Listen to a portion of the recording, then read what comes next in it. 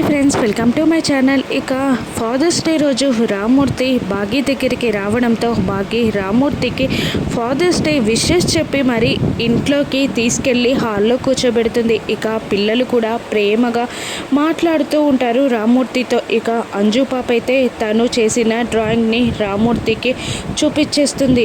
ఆ డ్రాయింగ్ చూసి రామ్మూర్తి కూడా చాలా సంతోషపడుతూ ఉంటాడు.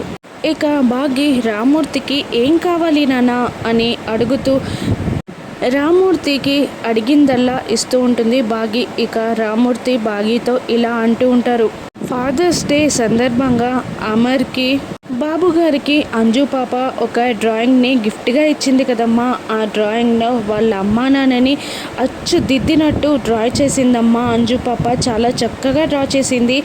అందులో వాళ్ళ అమ్మగారిని అయితే చాలా బాగా డ్రా చేసిందమ్మా అని రామ్మూర్తి భాగ్యకి చెప్తూ ఉండగా, ఇక భాగ్య అవునా నాన్న, నేను ఈ ఇంటికి వచ్చినప్పటి నుండి ఆవిడని చూడాలని చాలా ట్రై చేస్తున్నాను, కానీ కుదరట్లేదు. ఆవిడని చూసే అదృష్టం నాకు లేదు నాన్న అని అంటూ ఉంటుంది భాగ్య. ఈ మాటలన్నీ డోర్ పక్కన నిలబడి ఆరు వింటూ చాలా షాక్ అవుతూ టెన్షన్ పడుతూ ఉంటుంది, ఎక్కడ భాగ్య ఆ డ్రాయింగ్ని చూసేస్తుందో అని.